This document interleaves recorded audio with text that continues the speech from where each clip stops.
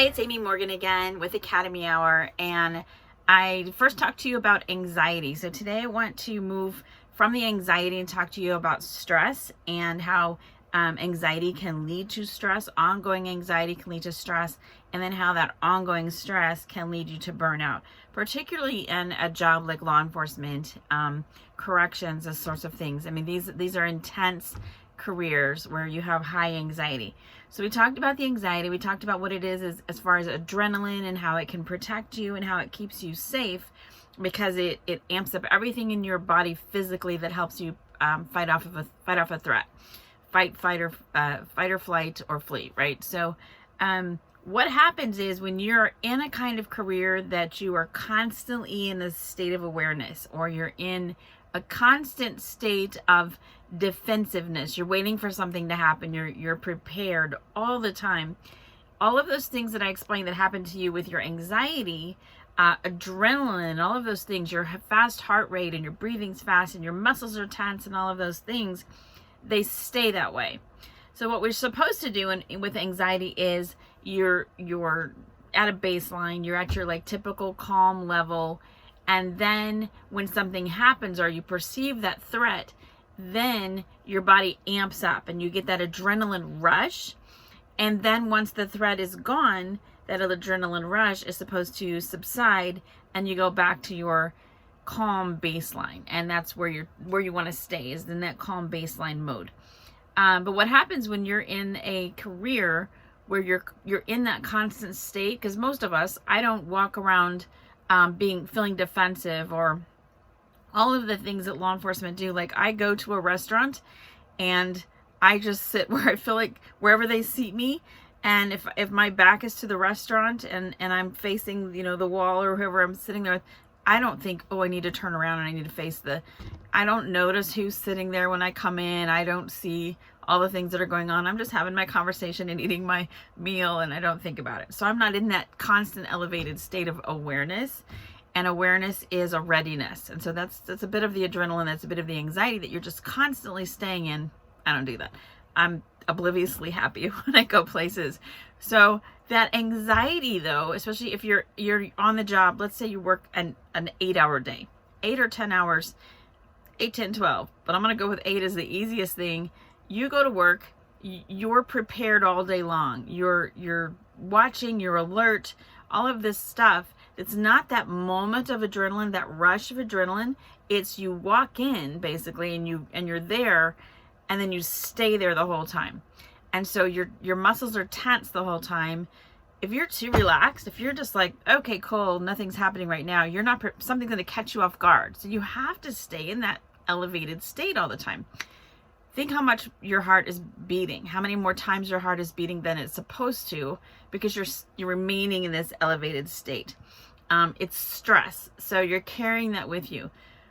When you leave work, you don't really leave work, because the kind of career you're in, you're so aware of what can happen that you're in that constant state of readiness. You're on the job when you're literally like on the clock, but when you're off the clock, you still have like an obligation, you still have responsibilities, you still have skills that someone else may need you to use for protection and for safety and those sorts of things. So all of these things keep you in this elevated state all the time. Also, the things that you see, the things that you experience during your shift stick with you. While you should be asleep at night and as calm as possible, that doesn't happen, because that's trauma, or it's just difficult people, difficult scenarios, difficult all of these things that causes tension that you're replaying in your mind. Even if you're trying not to, even if you try to go home and do whatever it is that takes that away or numbs it, or all of the things, healthy and not healthy, that you do to try to make that go away, you're in this elevated state all the time. That's stress. That elevated state of stress is bad for you physically, because think how much your heart's working twice as much all the time. So your heart's just like double working. Your muscles are tense all the time. So you have this soreness, you have the soreness in your muscles and all the things that your back and wherever you carry your stress, your neck or your hands or wherever it is, you're carrying that stress around in your muscles. And so your muscles are in that tense state all the time. your breathing is faster, your blood sugar level changes, and all the things that happen, you're staying in that state because you're in this state of stress. You're in this state of ongoing readiness all the time. It's bad for you physically. It's bad for you mentally because it's on your mind all the time, being ready for something and knowing what can happen, knowing the worst of the worst could happen, just being aware of all the things that go on. So you have that on your mind. So mentally, emotionally, physically, it's just all the time. It's a concentration where the normal person, civilian who just does their normal life, even in high stress jobs, they don't have that sense of life and death kind of thing, danger. They have stress and they carry that around, but they don't deal with the same things. They don't carry the same things. So in a law enforcement career or a first responder career, you have so much more that you're exposed to and that's on your mind and in your state of readiness all the time. So that's stress. That being so concentrated for, even if you're on the job a year, you've just lived 10 normal people. It's like dog years. There's law enforcement careers and normal people careers. You've just concentrated what a normal person, not that you're not normal, but you're not normal. You see different things that normal people don't see. You concentrate all of that into like 1 year that somebody else would take their entire lifetime to see or experience or deal with or feel. You've concentrated that into a year. Then you take that year and you do it like, how long have you been on the job? Those number of years, you've concentrated all of these dog years into, your corrections or your law enforcement career, your first responder career, and it's intense and it's bad for you. It's hard on you. It's hard on you mentally and emotionally. It's hard on you physically. That leads to burnout because you're just in this constant race for survival, basically, and readiness, and it's very, very hard on you. So the solution to it is to somehow take yourself down from that elevated state down to that baseline. Find yourself hobbies, a calming place, whatever it is you enjoy. I, as you can see, do full-time RV life, and I'm traveling the country teaching law enforcement and first responders. My downtime, because I have a stressful job and I hear a lot of the trauma stories and I take on a lot of that. I stay in beautiful places. So I'm parked by a lake right now and I can see the water and the trees and the leaves and it's beautiful, and that's so you have to somehow find that where you're not in this state of anxiety and stress all the time, so that you do have a chance to breathe and feel a sense of peace and calm your body. So whether it's yoga or meditation, even, that you integrate into your day, so that you have that time where you actually allow yourself or force yourself to calm everything. Calm physically, mentally, emotionally. Everything, just like breathe and let it relax.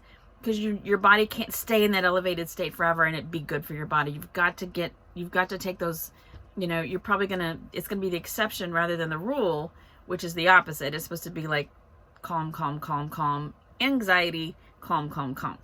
Yours is gonna be anxiety, anxiety, anxiety, stress. Okay, I'm gonna make myself calm. But the more you do it, the better it is for you. Your body needs those rests. Your body needs that reprieve from the stress and the anxiety, or you're going to reach burnout very fast. And burnout is basically, it presents itself a little bit like depression. So you start not caring about things. You start not having the energy for things. You start not wanting to do the things and have the readiness or responsiveness that you had at first. So all of those signs of burnout are because you've given and you've given and you've given and you've exerted all of this energy and you're just depleted. It just runs out. So you've poured from that cup and poured from that cup, and finally the cup is dry and you have nothing left to give and you're like, I don't care. That's burnout. So you want to avoid that. It's very, very hard to back out of burnout once you've found yourself there. So prevention is the best thing. Take those moments. Somehow find a hobby that distracts you enough that you enjoy, that actually you find joy from, that you spend time on, that takes your mind off of the job and the things that you experience, and just lets you do the thing you enjoy.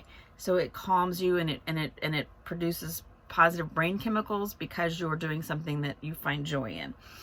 Surround yourself with positive people. All the things you can do to integrate positive and calming into your life to counterbalance all of the stuff that you see and do on the job is going to prevent you from getting into burnout, and lower your stress level and expand your life expectancy, because it's bad for you, like I said, physically. Heart attacks and heart disease are really high, the ratio among law enforcement, because you do carry that stress and anxiety. So relieve the stress, lower the stress, find some calm, do it as often as possible. I know yoga and meditation sound a little bit silly maybe. You can just see some girl in tights up on a mountain with like birds, but if you can just find time to do it in your room, 10 minutes just to center, it actually is really good for you. It doesn't have to be fluffy and silly. So just do it. Just try to find a meditation video, YouTube, whatever, and go with it and try to practice it to take the things out of your mind that are just like racing around there all the time and kind of slow everything down. Anything you can do to counterbalance all of the difficulty and all the anxiety is going to be good for you. So lower your stress, calm your anxiety, and prevent burnout if you possibly can. All right, that's it for this time. We will see you next time. Thanks.